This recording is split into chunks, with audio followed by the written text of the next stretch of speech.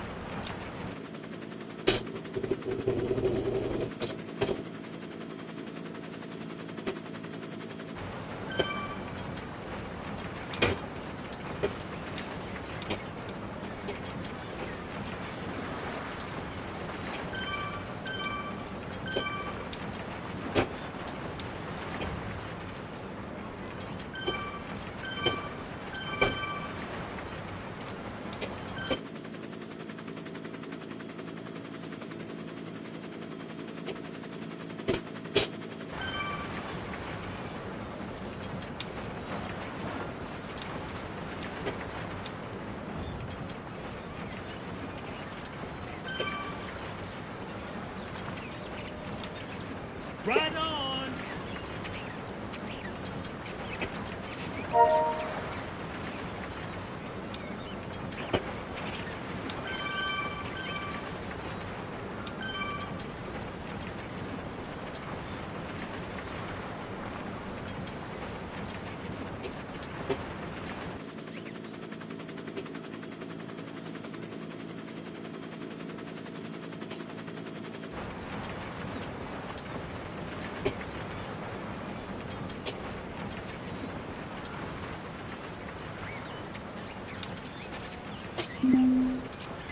Right.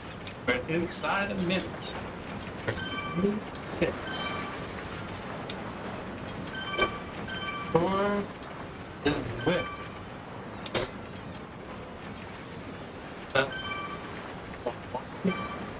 Volta a San Juan. Day 7.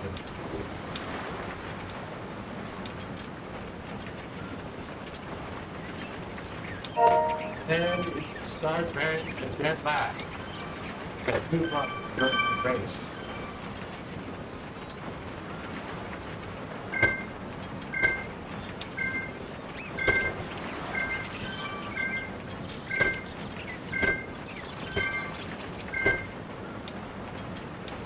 I'm toast.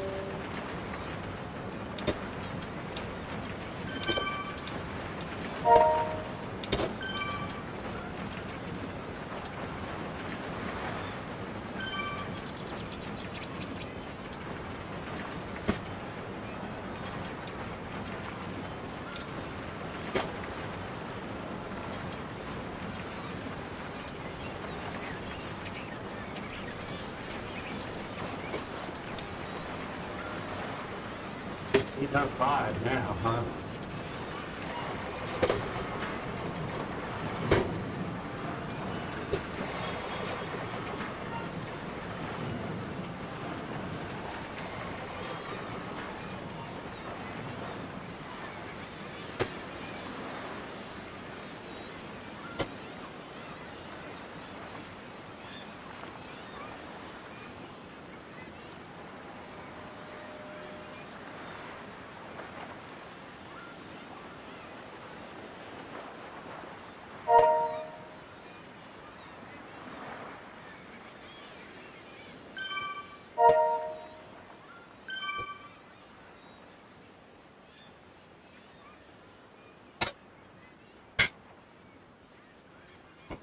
Yep.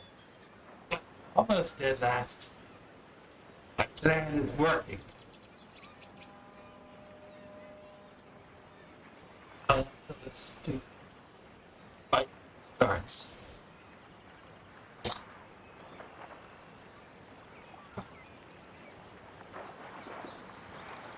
Speed in. They're slowing the pace car down for me.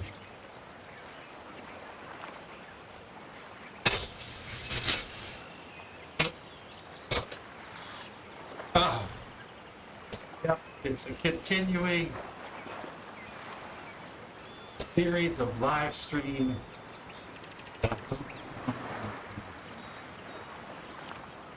So maybe the audio will work this time.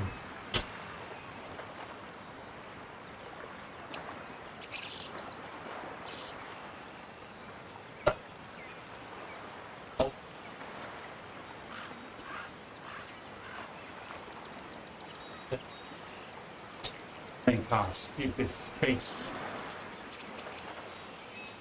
You know, like YouTube better. Oh. Yeah, I'm closing in on them now.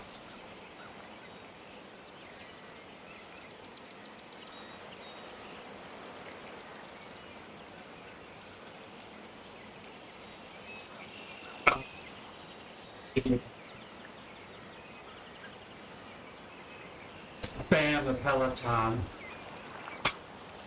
with ride-ons by pressing the middle ring thing, the ring of power, on the companion app. Yikes. Here we go. Wow. Just like that.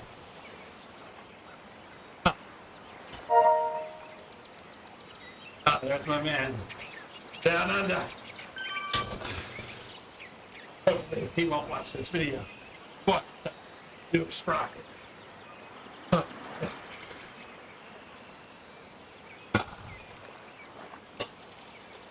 As always, not safe for work.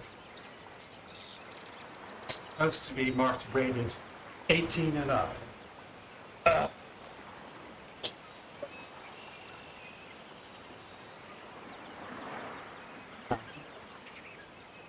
Speed's going up now.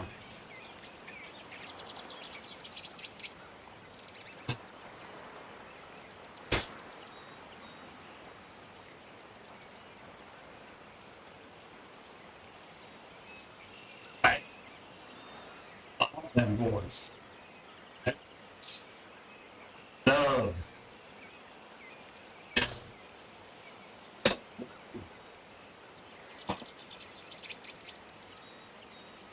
Stretching.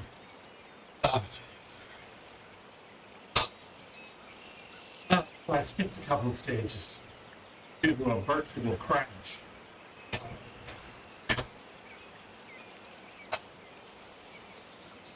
On my sofa. Oh, man. Thing 5? What?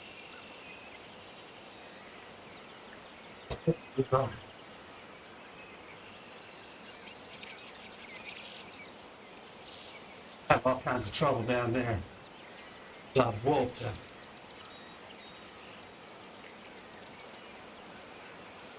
Another minute. You're picking somebody else.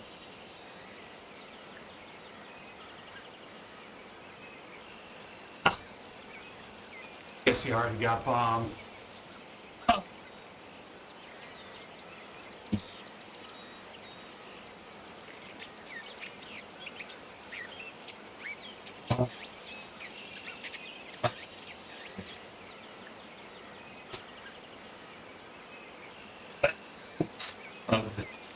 Oh, fuck's sake.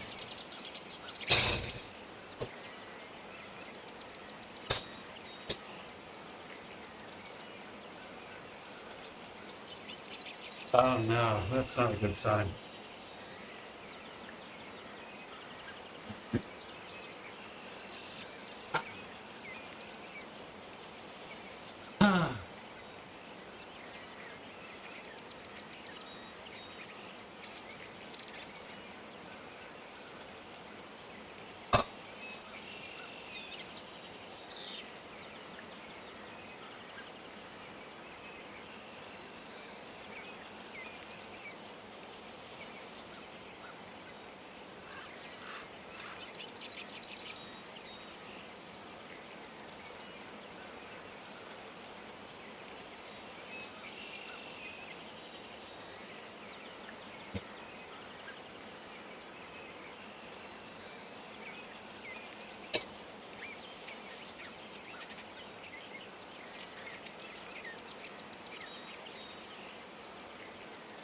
Oh.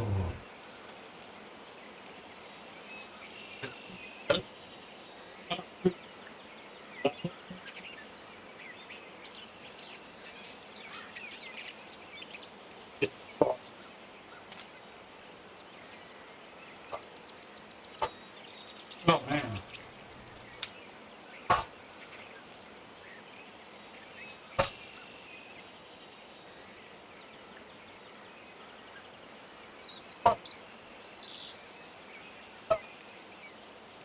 Thanks.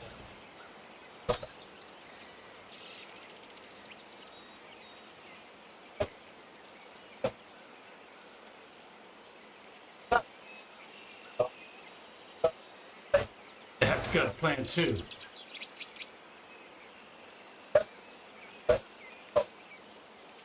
Oh.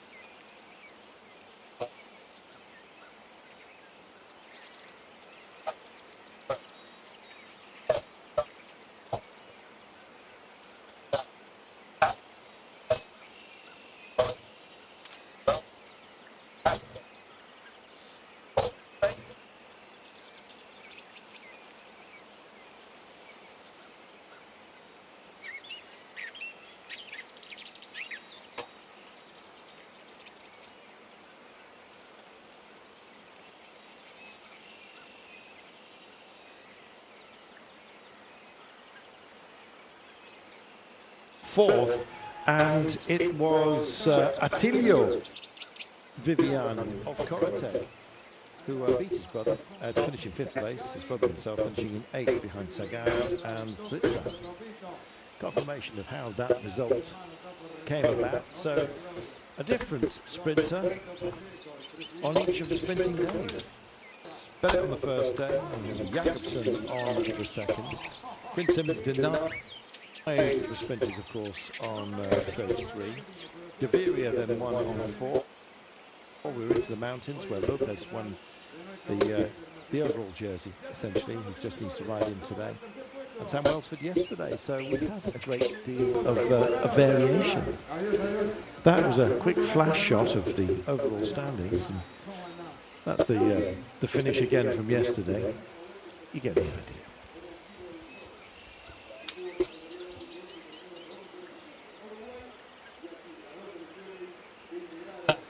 Well, another look at that downhill run to the line. Gave a great deal of impetus to it all. We will be hearing shortly from Sam Welsford, who spoke to us at the top of the day. Miguel Angel Lopez is delighted that he's started off in winning ways for Team Medellin. These are some sprints from earlier.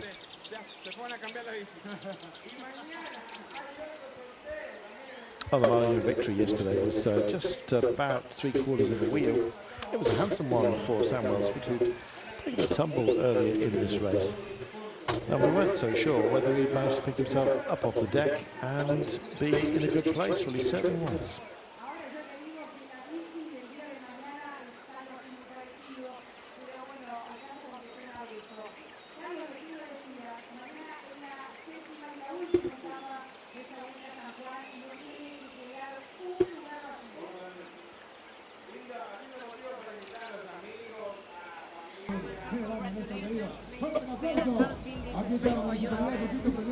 Yeah, thank you so much.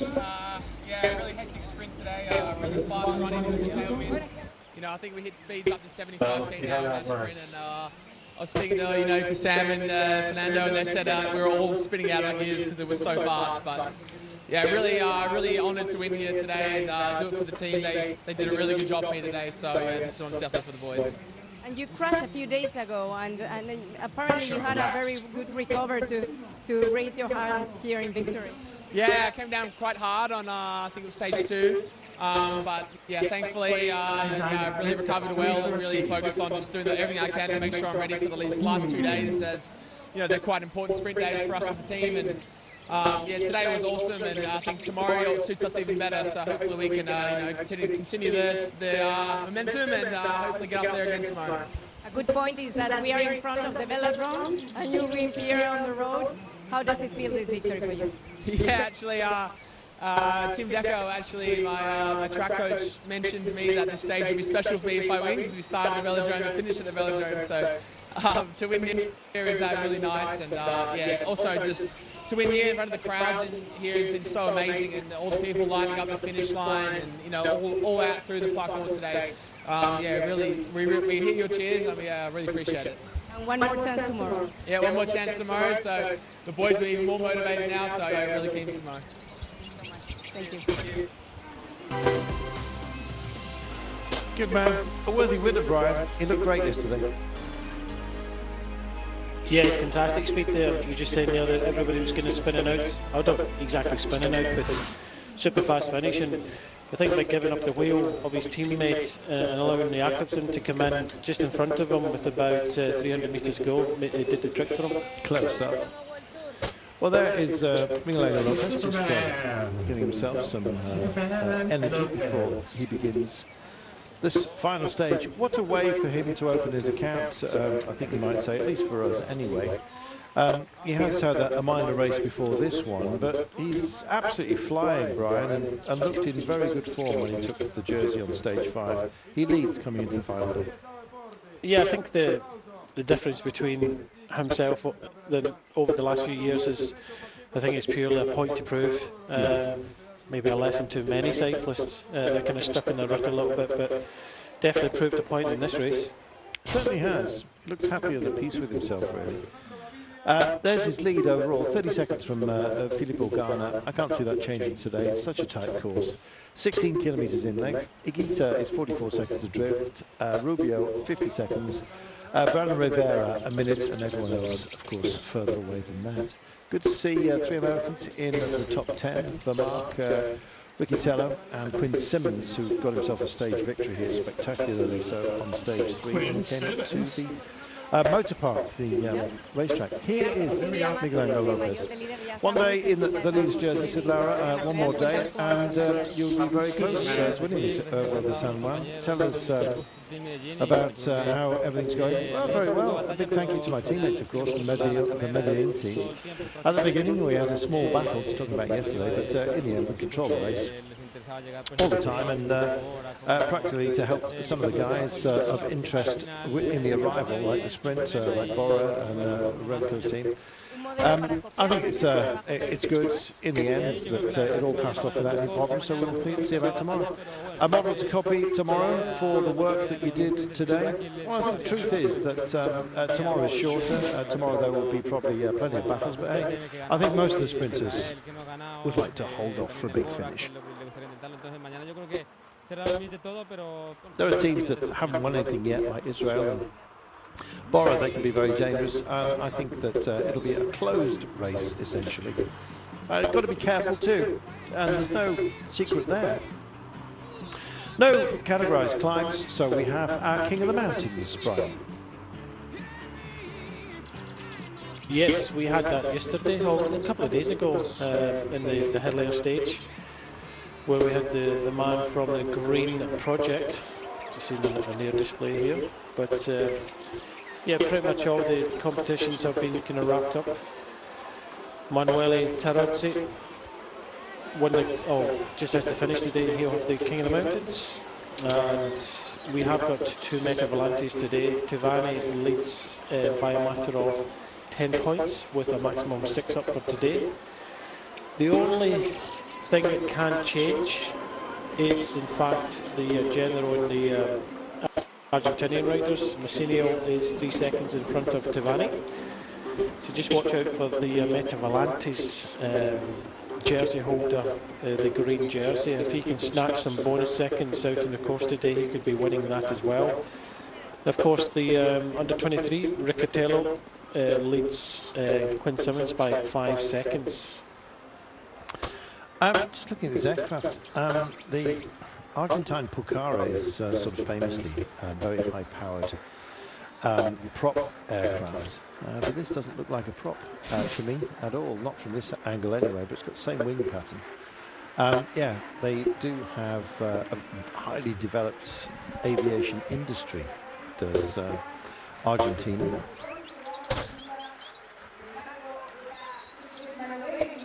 So ready to get off and underway.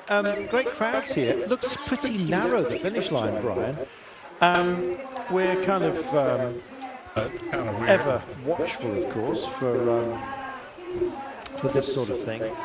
I'm actually moderately worried, to be honest, at start-finish line on this circuit. It looks like a bit of a pinch at the end. If it's mob-handed like we were yesterday, that could cause issues. Yeah, I'll let you work this over, Carlton. Bit of a tribute now.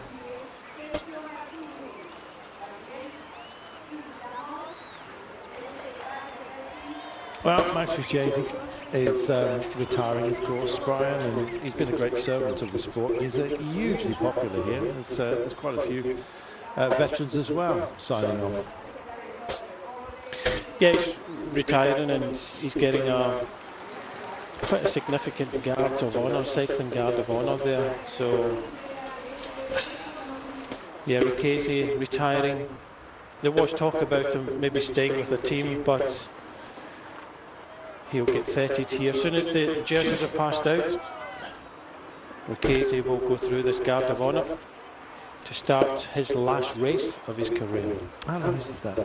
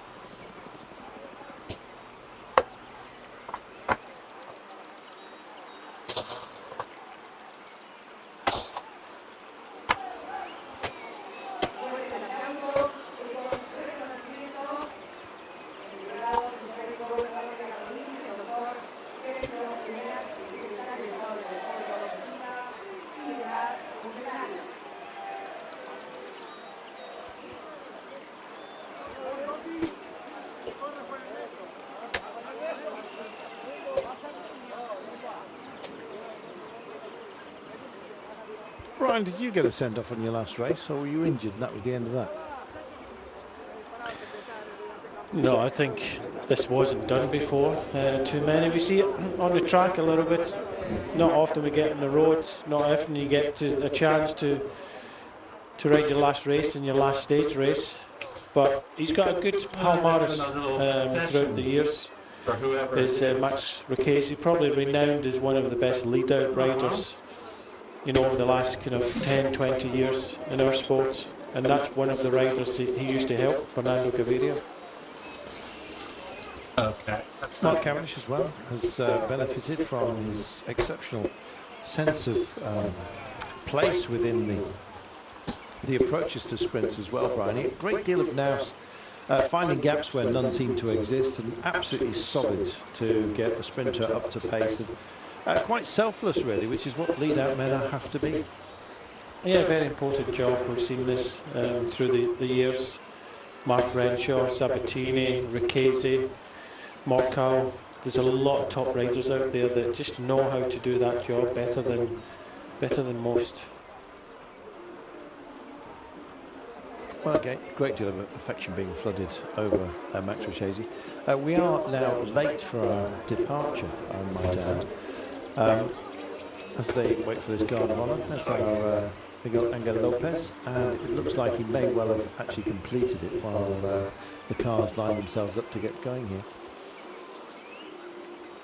He's had a good career, Carrollton, with a lot of wins. 17 wins, 16 Grand Tour, starts 14 Classics. And any favourites for you? Of him, I remember seeing him in Langkawi back in 2006, something like that. Took himself a stage, I remember at the time. I'd been dispatched to buy ice creams for the V Squared crew, and I had to walk quite a long way to get them. It was extremely hot, and then I saw them coming in, and we were only doing highlights, so I wasn't expecting them to come so quickly, and I was running back with these ice creams, and of course by the time I got back to the truck they were completely melted. Just chucked him in the bin. So yeah, I didn't shake his hand because it was full of vanilla and various other flavours as well. But yeah, remember him fondly. He had he came very close, I think, a couple of years ago in the Welter to getting himself another stage win. Let me remind myself. Oviedo, when Sam Bennett won, Ricchesi finished as runner-up that day. He was with De Koenig Quickstep, of course, but yeah, it didn't quite work out. And Fabio Jakobsen was supposed to be his man, finished outside the top 20. But so he was allowed a free hand to have a go for himself and just missed out. I think when they get to the end of their career, lead-out men, Brian, they must wonder what life might have offered them had they been allowed to go freestyle right from the beginning of their career. Well, I think anybody that gets to the end of the career wants to be satisfied. I think he has to. 2 stage wins in the Giro d'Italia, Pan American Championships, road race in 2012, 3 stages in the Tour of Turkey, a stage in the Tour de Suisse. I was there that day. Pan American road race again in 2019. You mentioned already Langkawi, won 2 stages. You know, and 3 stages here in this race over the years in 2018 and 17. So 17 wins, individual wins to his career, but as I said a little bit earlier, more renowned for his lead out. And possibly you could maybe double that amount of wins that he's provided for someone else.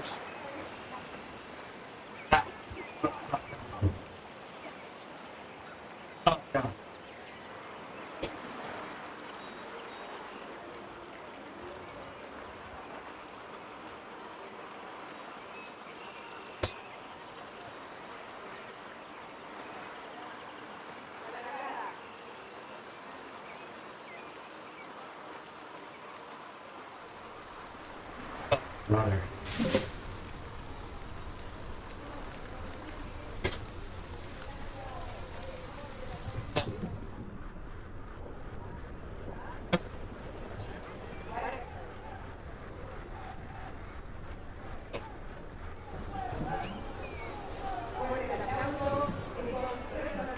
Where?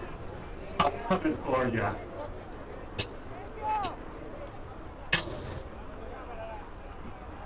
Ouch.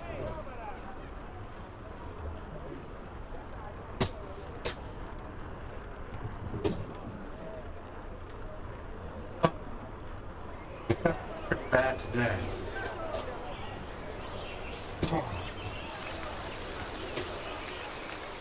Look down there.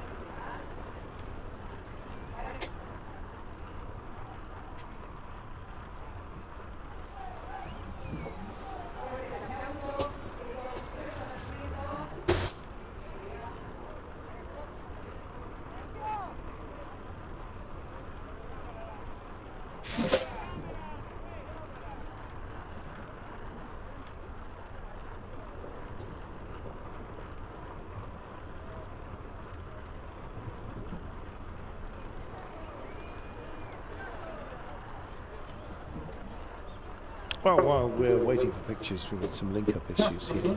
Apologies for that. We are going to hear from Peter Sagan, who, of course, has announced his retirement. This is him talking through, essentially, his decision. And indeed, we're having words with those who know and, of course, appreciate him. Peter Sagan, in concert in SoundCloud. Hugely popular, as you can see. Well, he's announced that at the end of this year he's going to withdraw from road racing. First thing was like, and the first question was, "Are you happy?" I asked to Peter, and he was. So I was happy too. Was for sure something that I think about. I digest also. I think I was ready, but not. I just realized yesterday I was not. Peter was really particular, like, you know, I remember exactly from first years when he when he was growing and he was young, he was crazy. It was something new in the cycling. Yeah, I think from his period of in his career, he has been maybe the best. So back-to-back world champion is something very special. Multiple monuments, all these stages in the Grand Tours, in the World Tour one week races. So I think he deserves all the honor and the respect from every single person on the world. So I think, in my opinion, he is one of the best there has ever been. I really appreciate this work with him because I never get like stressed. I was stressed more than myself for him than he was stressed me for doing something. And also I remember some years ago when sometimes I was not super in shape, and then also the other guys. You remember some races he was alone in the front, and he was never get angry for us, at least for me. So this was like his character. In this all 14 years, I never feel something bad from him to me if I do something wrong or something in the race. Golden bike. Topic of Peter is like, what is pressure? I saw him from the beginning, and then I saw him slowly understand how to deal with that, and That's right. That's something. he grew as a cyclist and as a person and as a star. You know, we're gonna speak about Peter to our child or this in the next future, because is not just a cyclist. That's make the difference on Peter. It's just a showman. He's the champion of the peoples, because when he do all this celebration, when he meet the people, when he won the classics, he won Tour of Poland, he won all what he won. So the list is really, really long. He never lost himself as a person. No, that's make him special, and mainly I think we're gonna talk about him for many years for that reason. Why so serious? It's not sad. Sums him up. Why so serious? He's not sad. Of course he's not. I've never seen him upset, to be honest. Oh, except when the commissaire's car was. Nearly knocked him off in the corner. I think he booted the door in, but anyway, he was smiling at the end of it, as we are as well. Fondly, indeed, we shall remember him. And this crowd as well, the same deal for Max Richesi. Max Richesi gets to lead out the field. Slightly delayed start for us today, but hey, we're just about to get ourselves off and underway. We have a circuit here of 16 kilometres. We'll be doing 7 laps of it. So 2 intermediate sprints. And at the end of that, we'll draw this great race to a close. Max Richesi is getting the full appreciation of the crowd and everybody else. I believe it's his last race. He's not racing on this season. He's not got himself a contract, so he's decided that maybe now is the time to take a bow, and you can see the emotions are starting to wash over him just a little bit. Enormous amount of affection for this man here, Brian. Yeah, definitely. Just let the pictures talk for themselves as they hear the crowd shouting his name.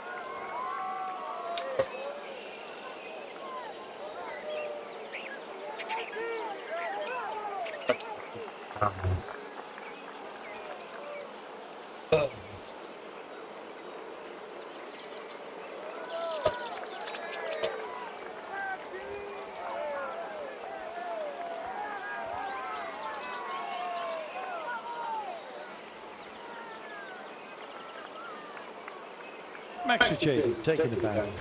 We're going to hear from Laura Messiger, who is talking about today as this race draws to a close. All the jerseys, save for the national Argentine, best Argentine rider, is effectively decided, Brian.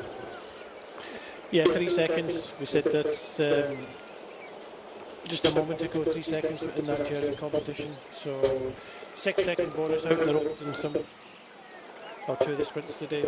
So Tavani's the man to watch.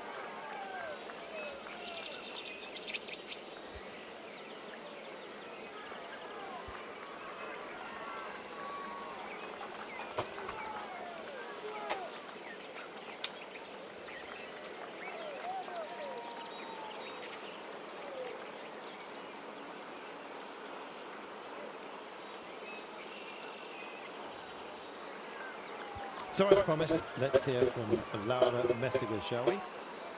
At the start today of stage 7, the last stage of the San Juan International.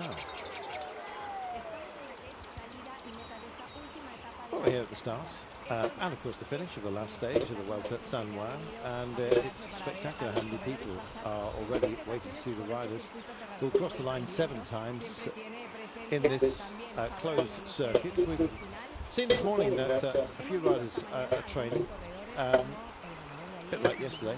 Winner Sam Welsford, Barry Jacobson, getting ready, doing their homework, if you like, before heading back to Europe. So everything's ready for a last sprint on the Vuelta San Juan. aquí en San Juan para esta última etapa, este último sprint de la Vuelta a San Juan. It's been a sprinter's fest, Brian. I think it may well be the best roster of sprinters I've seen in this race. Yeah, some good sprinters here, isn't there? I'm just kind of overwhelmed with the crowd here. I think this is the best crowd we've seen in all the stages that we've had, and I think, you know, everybody's out today and everybody's fating Rick Casey here, his last race, retiring, and you can just see the support. But yeah, we've seen them out at courses, but not as much as this. Yeah, you seem to like him. Just hope it doesn't do a lap of honor. Pretty boring stage. Could take a while.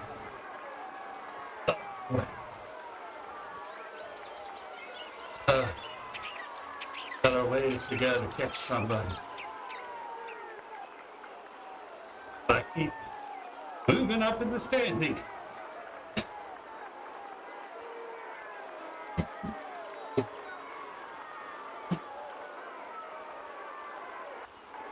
That's my strategy.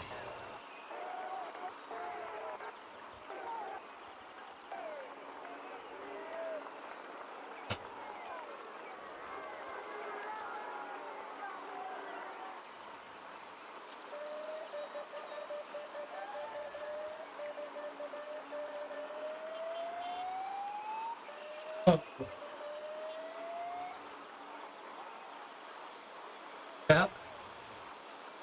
Oh.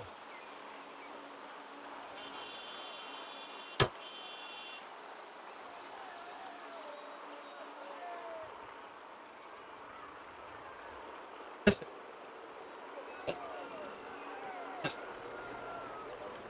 Carl, I think if I was him, I would have probably asked to do the last lap as a lap of honor. Yeah, he's exhausting himself at the moment. And does. Max, it's been great. Just pull to the side of the road and get yourself a cupcake.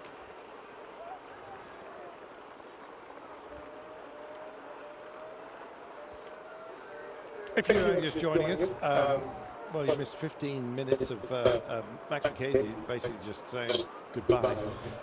We're waiting for the day to begin. It's well behind schedule, I can tell you. We're supposed to be racing, properly racing at 20 minutes ago, getting on for, and we are still waiting.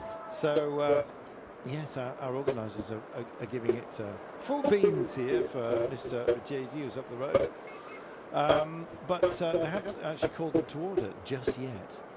So 108 kilometres of the day remaining. Here he is.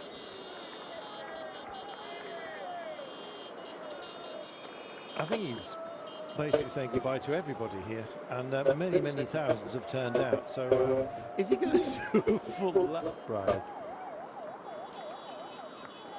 You said it was a joke, but I'm actually beginning to wonder whether you're right. Yeah, mate, well, he deserves it, doesn't he? He's a local hero here, but yeah. I definitely said to the peloton, can I just do the last lap? And then he would have a chance to win. I think the man he had to speak to before the day began was probably the race director. Anyway, we're going to let you enjoy these pictures of Ricchesi. For as long as you want, to be honest. You could probably fill your boots a bit, because it's clearly not over. He would have backed into the pack if it was. Is he riding home? Is that the idea?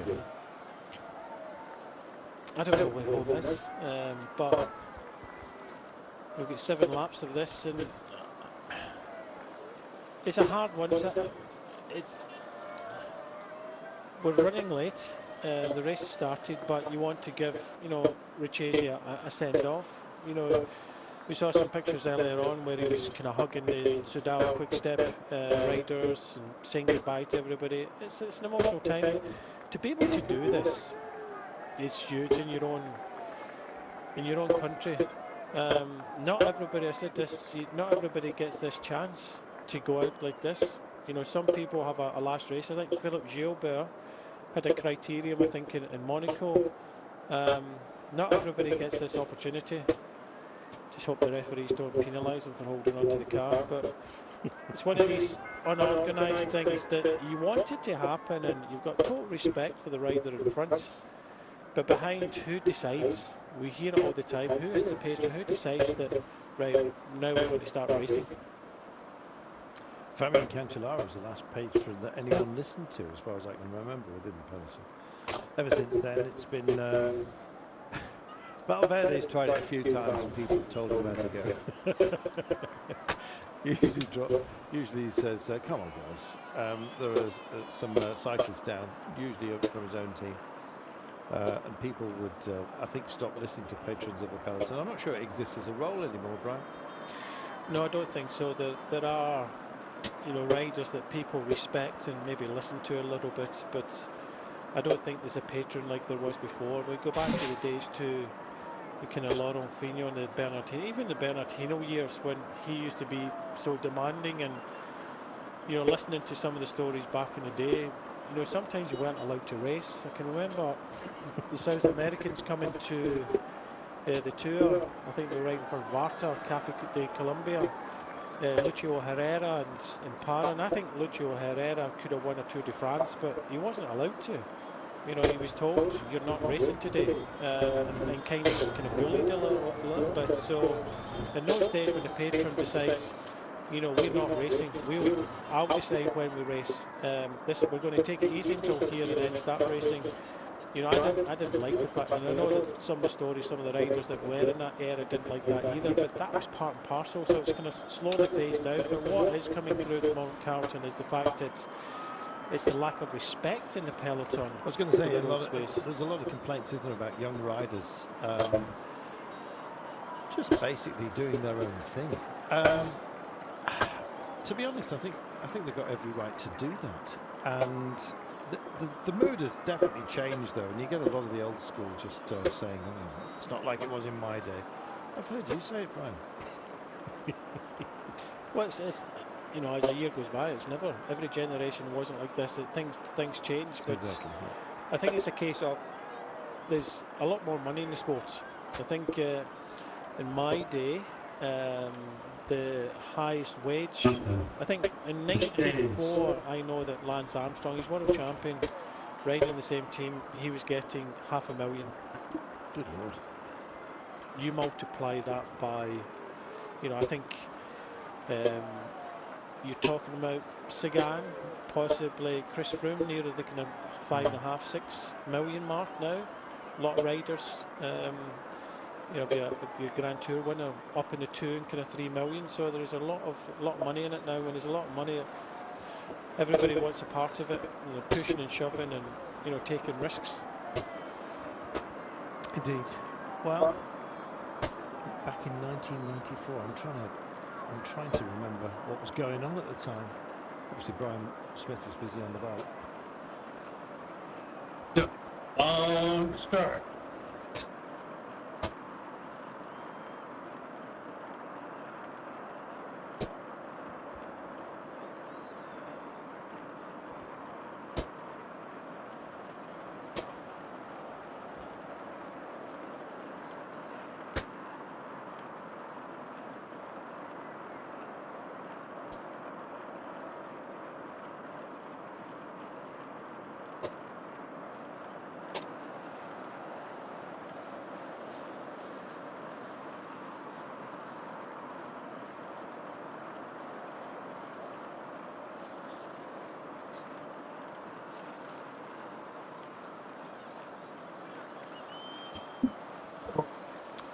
Christopher Rose written says, on Petrons, who was the rider who slowed everybody down on the icy descent in Nice a year or two back, and then went on at the front and kind of waved his arms at and everyone backed off, except for Movistar, of course, and they crashed. Do you remember that, Brian? Was it somebody from Astana? It wasn't. I've never done it. Was it I've never done Paris. I think I've done it once, but I don't remember that. Yes. Well, occasionally you can get hoisted by your own petard. I know Omar Freye was one of those guys who would never back off, even in the rain. In fact, sometimes spectacularly so. He was so good on the bike, he'd often misguide his own team if they were following him. this is not really. I'm now beginning to tire just a little bit of the long goodbye. We've had a few of these. When I retire, says David Hunter, I'm going to let the San Juan organisers do my party. You know, the trouble is everyone will just nod off, David, and I'm not quite sure this is suitable for the international audience, if I have to be honest. Exactly. Look, everybody wants to see an entertaining race, but you can do this, and you can do this in a different way. Maybe not at as long as we're seeing at the moment. I remember seeing the 2012 Tour of Britain when the whole pretty much British team was fated. You know, Bradley Wiggins was riding, and it was crazy. The crowds at the side of the road were crazy for it, but there was no kind of neutralisation. There was none of this or anything like that. But you got to remember that Argentina have just won the World Cup, so sport is right up there. And as far as I'm concerned, if all these people at the side of the road are here to see cycling, then I'm all for this. If it attracts any of these young kids into cycling, I'm all for this. They've got a velodrome down, they've got a BMX track down the roads. Let's get them on bikes. So that's the positive side of things, that yes, we want to see an entertaining race, but at the same time, if it's introducing youngsters into cycling, then I'm all for it. Well, welcome back, those of you being away on the break. I'd like to tell you what you've missed, but you've missed absolutely nothing. It seems like they may well indeed do a full lap here of honour for Max Richesi. I'm not sure of the wisdom of that, truth be told, but anyway, we've only got another 4 kilometres before he's completed the lap, Brian. Yeah, I think he'll be getting a little bit tired as well now. It's like that, you know, when somebody asks you to, if they can take a photograph or you say, take a photograph, and everyone smiles. And they take ages about it, and your smile ends up getting fixed, and then in the end you just say, oh, forget it.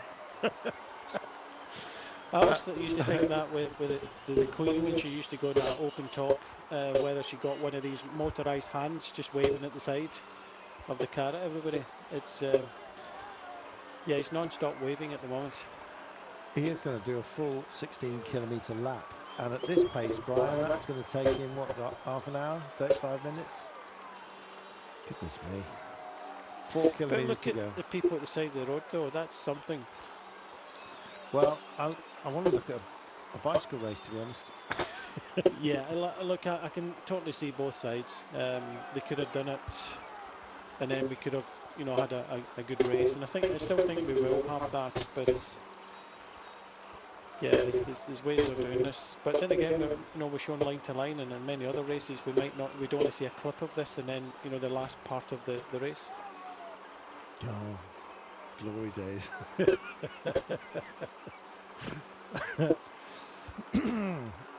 Yeah, he's not even on the.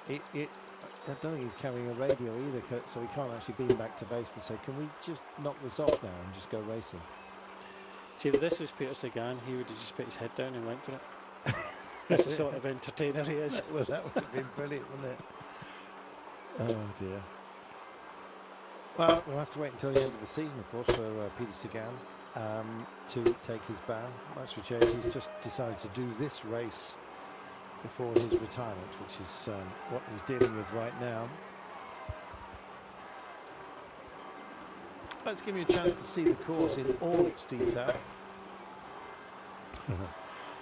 It's a big loop. We're basically playing with the San Juan Ring Road. Simple as that.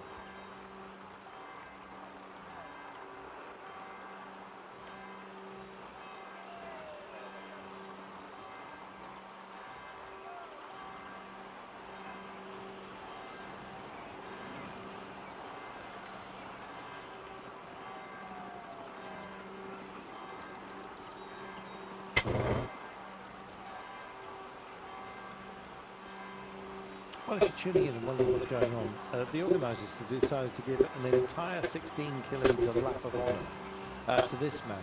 And he's not exactly sprinting. And the thing is, he can't, because he might be a feature at the end. So he doesn't want to dig in, Brian, at a moment like this, because he's got a chance. Don't forget, on the the day that Bryn Simmons won, he finished in second place.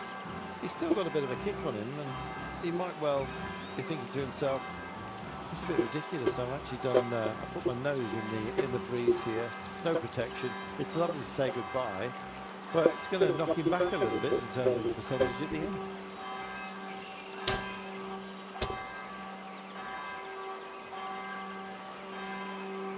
Brian.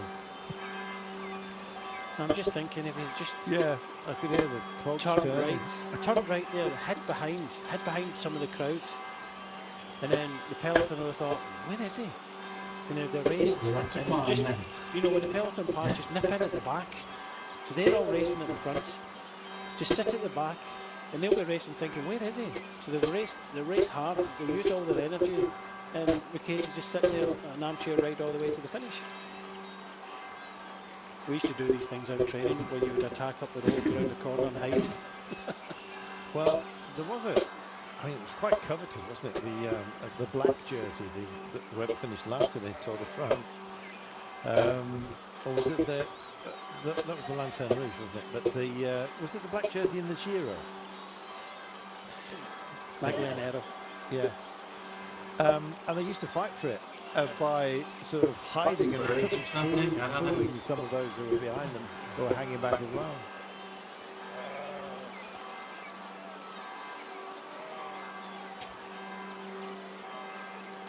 Well, 100 kilometres to go, so we've completed 12. He's got another 4 before we are done with his lap of honour. Well done, Max. Oh, no, do it. High five. I think it must be his hometown, because certainly got me along the way. He's heading over to take the handshakes for a few. Apologies if this party has overstayed its welcome just a little bit for you. I kind of feel your pain. We're waiting for our final stage to get off and underway, and we're going to have plenty of talking to do when it does happen. I think we're going to be chopping at the bit. We might get a bit of pace at the top of this one, right? I think they do. He's from Bella Vista. Take a little while. That's like Bellevue. The one I know in Manchester is not quite as handsome. Nickname Atomico. All right. Do you think they've also got a speedway team in Bella Vista?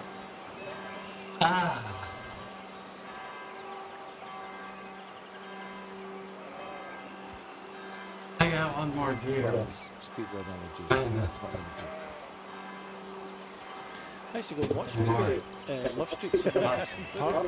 Look at what we're talking about here. Yeah, duck as they come round with the cinder. Yeah, first time we ever went to Speedway at the Alston Stadium in Sheffield. My dad went, let's go and stand over there. There's nobody standing there. It was on the first corner.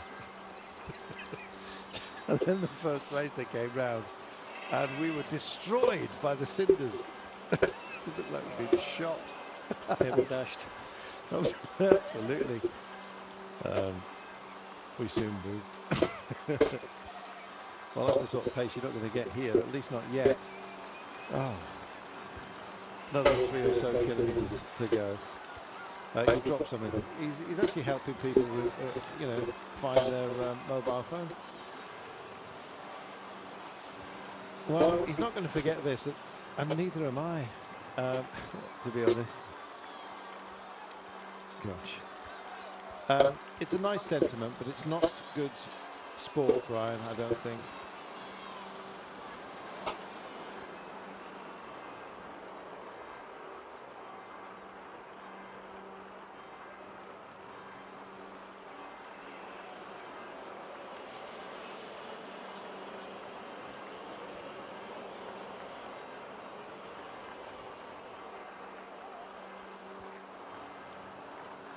Well, finally, our race director has come out of the car. He wants to come and have a word on the camera. He said, "We've heard what they've been saying about this lap celebration."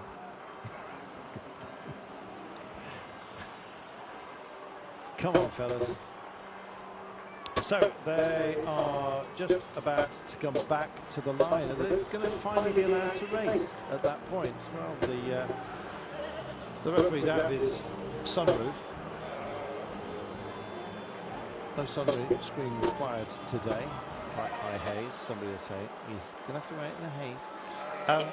So the jerseys are coming up to the floor as well, and Mr. Points is quite simply wanting to show off that green jersey, which he's held for so long. He's done a good job of it as well as Tivani. There is, as I was mentioning earlier on today, there's an Argentine, best Argentine jersey up for grabs. Gaviria will be one of the favourites today.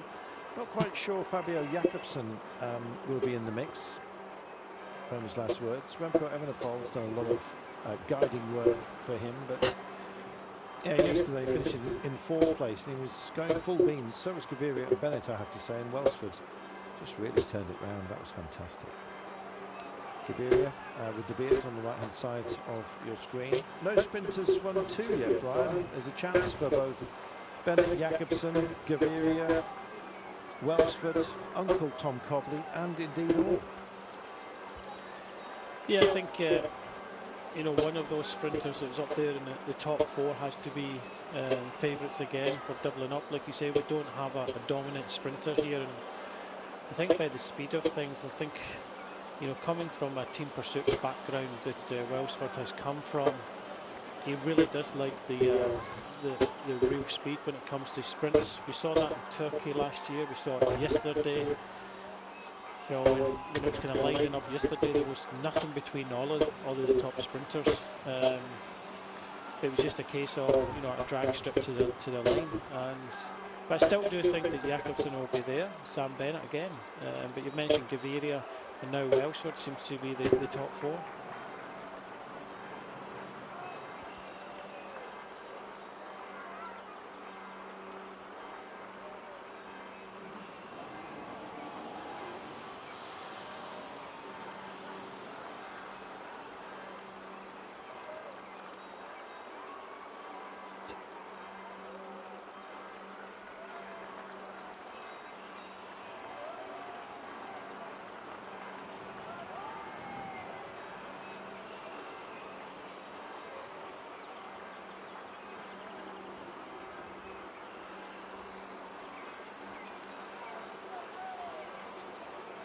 So we're about 700 metres from our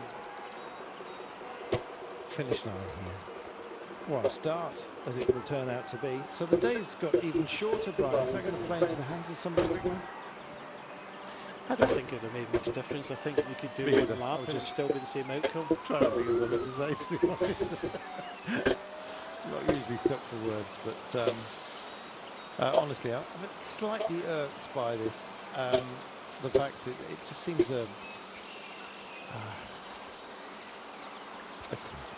let's go racing, for goodness sake. It's our final day of the San Juan International. We're going to have a sprint, so let's go for it. There we are. He's passing the 500 metres mark. The race referee has decided that this was a great idea for an international audience. I'm not quite sure. I think it's wonderful for Argentina, and of course it's great for this man himself, Max Lucchese, but honestly, the rest of us want to see some racing. So we'll come by. Here's your drone shot. Appropriately over to one side.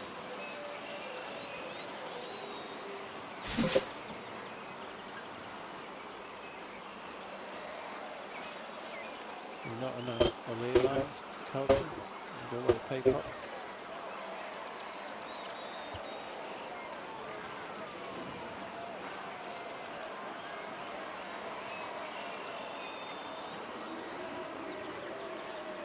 And Lucchese's won the first lap. He has.